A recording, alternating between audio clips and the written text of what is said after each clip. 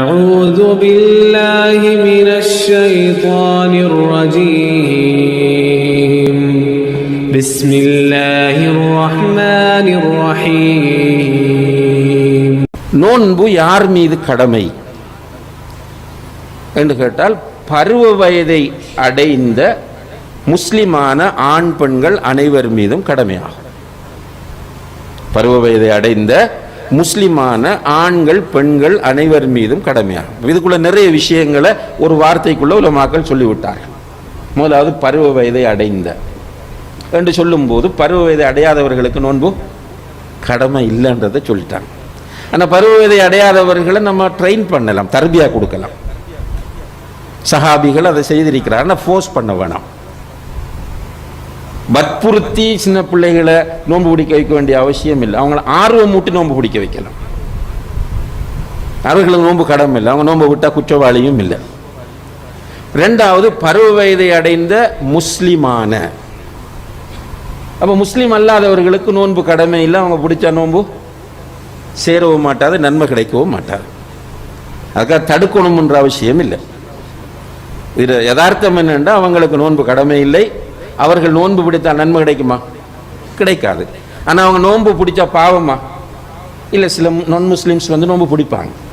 அது சில நேரம் அவர்களுக்கு இஸ்லாத்தை படிப்பதற்கும் இஸ்லாத்தின் பால் ஈர்க்கப்படுவதற்கும் காரணமாக இருக்கும். ஏன்னா நம்ம தடுக்க வேண்டிய அவசியம் இல்லை, அவங்கள பிடிக்க விடலாம். ஆண் பெண் எல்லோர் மீதும் கடமை. ஆனால் இந்த சட்டத்தில் இருந்து சிலர் விதிவிலக்கு பெறுவார்கள். யார் விதிவிலக்கு பெறுவார்கள் என்றால், நோயாளிகள் விதிவிலக்கு பெறுவார்கள். நோயாளிகள் நோயோடு நோன்பு பிடிக்க தேவையில்லை. நோயாளின்னா நோன்பு பிடிக்கிறது கஷ்டம் என்ற நிலையில் உள்ள நோயாளிகள். இந்த நோயாளிகளும் இரண்டு வகைப்படுவார்கள். ஒன்று, கியூர் ஆகும், நோய் குணமாகிவிடும் என்று நம்புகிற நோயாளிகள். அவங்க நோன்பை விட்ட புற கலாச்சியோடு. இன்னும் சில நோயாளிகள் இருக்கிறார்கள், அவங்களுக்கு கியூர் ஆகாது. டாக்டர்ஸ் கைவிட்டு, அவங்களுக்கும் தெரியும் மனச்சாட்சியோடு, நமக்கு இதுதான் இதில் நம்மளோட முடிவெல்லாம் வச்சிருப்பார் என்று நினைக்கக்கூடிய நோயாளிகள். இவங்களை பொறுத்தவரை இவங்க என்ன செய்யறது? நோன்பை விடுவாங்க, கலாச்சாரம் இல்லை இவங்க. ஆனால் இவர்கள் இந்த விட்ட நோன்புக்கு பதிலாக ஃபிதியா கொடுக்க வேண்டும். இப்போ 29 நோன்பு விட்டுட்டாங்கன்னா 29 நோன்புக்கும் ஃபிதியா கொடுக்கணும். ஃபிதியான்னா அதுக்குரிய பரிகாரம். இந்த பரிகாரம் எப்படி கொடுக்கணும் என்று கேட்டால், டெய்லி கொடுத்தும் வரலாம். 29 முடிச்சுட்டு மொத்தமாகவும் அந்த ஃபிதியாவை கொடுக்கலாம். ரைட். அல்லது போஷனாக ஒரு 10 கொடுக்க, அவருக்கு எது கன்வீனியன்டோ அந்த வசதிக்கேற்ற முறையில் அவர் அந்த ஃபிதியாவை கொடுக்கலாம். ஃபிதியா எதுவாக கொடுப்பது? அவர் ட்ரை ரேஷன் அரிசி, ஒரு 2.5 கிலோ அரிசி, 2.25 அல்லது 2.5 கிலோ அரிசி ஒரு நோன்புக்கு பதிலாக கொடுத்தா போதுமான. அதோட எடிஷனலாக சமைக்கக்கூடிய அளவுக்கு மேலதிகமான உணவை சேர்த்து கொள்வது அவருடைய விருப்பம். தேங்காய், கறி, மற்ற ஸ்பைசஸ் இதை சேர்த்து கொடுக்கணும்னா அது சதக்காவாக அவருக்கு போகும். அதனால் ஒரு 2.5 கிலோ அரிசி கொடுத்தா போதும். அப்படி இல்லைன்றால் அவர் சமைத்து சாப்பிடக்கூடிய உணவாக கொடுக்கலாம். இந்த 2 முறையிலையும் ஃபிதியா கொடுக்கலாம். இதே போல உள்ள ஒருவர் தான் வயோதிபர். சில வயோதிபர்கள் மாஷால்லா சின்ன பருவத்திலேருந்தே நோன்பு பிடிச்சிட்டு வந்த ஆக்களாக இருப்பாங்க. ஆனால் இப்போ இப்போ இவர்கள் பிடிக்கணும் என்று விடாப்பிடி இருப்பாங்க. பிள்ளைகள் சொல்லி கொடுக்கணும், அப்படி நீங்கள் கஷ்டம் பிடிச்சிட்டு வாங்கி விடுவார். பிறகு இன்சுலின் ஏற்ற வேண்டி வரும், குளுக்கோஸ் கொடுக்க வேண்டி வரும். அப்படி நிலைக்கு அவர் போகாமல் அவருக்கு சொல்லலாம், நீங்கள் நோன்பை விட்டுட்டு வாப்பாவாக உமாவாக இருந்தால் அல்லது உம்மாவாக இருந்தால் நோன்பை விடுங்க, நீங்கள் ஃபிதியா கொடுத்தா சரின்னு சொன்னா சரி. அந்த ஃபிதியாவும் இது சேம் ஃபிதியா தான். அரிசி மட்டும் கொடுக்கலாம் அல்லது சமைத்து உணவாகவும் கொடுக்கலாம். முடியல ஒருவருக்கு ஃபிதியா கொடுக்கவும், வயோதிபர், கவனிக்கிறதுக்கு ஒத்தடம் இல்லை, நோம்பும் பிடிக்கல, இப்போ ஃபிதியா கொடுக்கறதுக்கும் ஒன்றும் இல்லை. என்ன செய்யற? அவர் நியத்தை அல்லாஹ் அறிந்தவன். வத்தகுல்லாஹ மஸ்ஸதாத்தும், உங்களுடைய சக்திக்குட்பட்டவரை அல்லாஹ்வை பயந்து கொள்ளுங்கள். லா யுகல்லிஃபுல்லாஹு நஃப்ஸன் இல்லா உஸ்அஹா, ஒரு ஆத்மாவை அதன் சக்திக்கு மேல் அல்லாஹ் கஷ்டப்படுத்துவதில்லை. எனவே அவருக்கு முடியல என்றால் அல்ஹம்துலில்லாஹ், பிரச்சனை இல்லை. அதே போல தான் ஒரு பிரயாணி. பிரயாணியும் பிரயாணி யாரெல்லாம் நம்ம சும்மா அக்கரைப்பத்திருந்த கல்மை போகிறது நம்ம பிரயாணம் என்று சொல்கிறோம் இல்லை, யாரும் கல்மை போய் வாரன்னு தான் சொல்லுவோம். அது என்ன பிரயாணம் என்பது என்ன என்பதிலும் கருத்து வேறுபாடு இருக்கிறது. இமாம் இப்னு தய்மிய்யா ரஹ்மத்துல்லாஹி அவர்கள் சொல்கிறார்கள், மக்கள் எதை பிரயாணம் என்று முடிவெடுப்பார்களோ அதுதான் பிரயாணம். மக்களுடைய வழக்கத்தில் எது பிரயாணம், ஒவ்வொரு இண்டிவிஜுவலும் அல்ல, பொதுவாக மக்களுடைய பரிபாசையில் எது பிரயாணம் என்று கருதப்படுமோ அதெல்லாம் பிரயாணம். அந்த பிரயாணத்தில் கஸ்ர் செய்யலாம், ஜம்மு செய்யலாம், நோன்பையும் விடலாம். அவர் அடிக்கடி போய் வாராளர் இருந்தால் கூட பரவாயில்ல. இப்போ கொழும்புக்கு நிறைய டிரைவர்ஸ் இருக்கிறாங்க, அவங்க நோன்பை விட விரும்பினால் விட்டுட்டு பிறகு கலா செய்யலாம். ஆனால் நோன்போடு பிரயாணத்தோடு நோன்பு பிடிக்க முடியும், நோயோடு எனக்கு நோன்பு பிடிக்க முடியும் என்று ஒருவர் கருதினால் நோன்பு பிடிப்பது குற்றமில்லை, அவர் பிடிச்சிக்கலாம். அவருக்கு முடியுமா இருக்கணும், தன்னை வருத்தி கொண்டு அடுத்த ஒரு மோசமான நிலை வார அளவுக்கு அவர் இருந்து கொண்டு நோன்பு பிடிக்கக்கூடாது.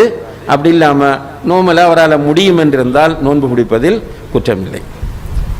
அப்போ முஸ்லிமான பருவ வயதை அடைந்த ஆண் பெண்கள் எல்லோரும் நோன்பு பிடிக்க வேண்டும். இதில் ஒரு சிலருக்கு விதிவிலக்கு இருக்கிறது.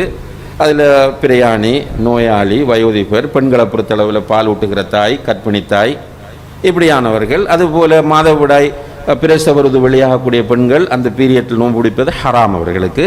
அவர்கள் அந்த நோன்பை பிறகு கலா செய்து கொள்ள வேண்டும். இங்கே இன்னும் ஒரு மிக முக்கியமான செய்தியை நான் பதிவு செய்ய விரும்புகிறேன். என்னவென்றால், அன்புள்ள சகோதரர்களே, முசன்னஃப் இப்னு அபி ஷைபா என்கிற கிரந்தத்திலே பதிவு செய்யப்பட்டிருக்கிற ஒரு செய்தி சஹீஹானது.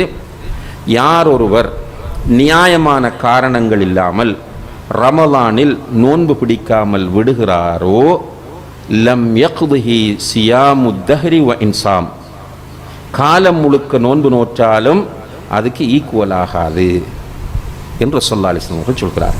சிலர் இருக்கிறோம் இன்றைக்கு நோன்புடைய விஷயத்தில் பொடுபோக்கு, சின்ன சின்ன காரணங்களுக்கு பாடத்துக்கு போகணும் நோன்பை விடுறது, ஜொப்புக்கு போகணும் நோன்பை விடுறது, இதெல்லாம் நோன்பை விடுவதற்குரிய காரணங்கள் கிடையாது. இப்படியானவர்கள் பெரும் பாவம் செய்கிறார்கள். இப்படி நியாயமான ரீசன் இல்லாமல் நோய், பிரயாணம், வயோதிபம், பிள்ளைப்பேறு, மாதவிடாய், பாலூட்டல், இவ்வாறான நியாயமான காரணங்கள் இல்லாமல் ஒருவர் நோன்பை விட்டால் அந்த நோன்பை அவர் கலா செய்ய வேண்டுமா இல்லையா என்பதிலே கருத்து வேறுபாடு இருக்கிறது. ஏன் கருத்து வேறுபாடுண்டா, கலா செய்யக்கூடாது என்று சிலர் சொல்றாங்க. அப்படி இல்லைண்டு. ஏனென்றால் நீ ஆரோக்கியமாக இருந்த நீ நோன்பை பிடிக்கவில்லை, எனவே நீ பெரும்பாவம் செய்திருக்கிறாய், இனி இதற்காக அழுது தௌபா செய்ய வேண்டும் என்று சொல்கிறார்கள். எனவே இந்த நோன்புடைய விஷயத்தில் நம்ம பொடுபோக்காக இருந்து விடக்கூடாது. அதிலும் குறிப்பாக இந்த கொரோனா வந்த பிறகு இபாதத்துகளில் நம்மிடத்தில் ஏற்பட்ட சில பலவீனங்களால் நாம் மிகப்பெரிய ஒரு ஆன்மீக வறுமையை சந்தித்து கொண்டிருக்கிறோம். இப்போ உள்ளத்தில் தக்குவா மிக குறைந்து விட்டது.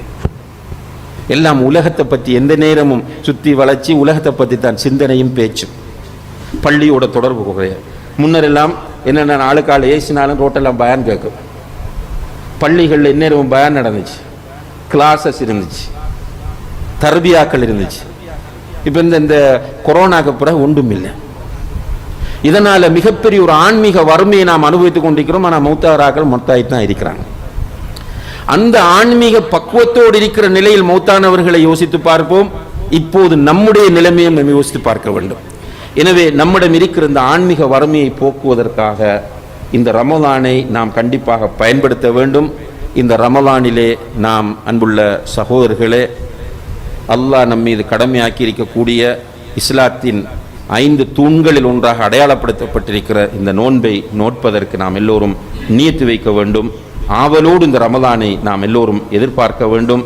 எல்லாம் வல்ல அல்லாஹ் ஜல்ல ஷானஹு தஆலா ஆரோக்கியமான நிலையில் இந்த ரமலானை அடைந்து அதிலே நோன்பு உட்பட எல்லா நல்லமல்களையும் செய்வதற்கு நம் அனைவருக்கும் தௌஃபீக் செய்வானாக. வ ஆஹிரு தஅவானா அனில் ஹம்துலில்லாஹி ரப்பில் ஆலமீன்.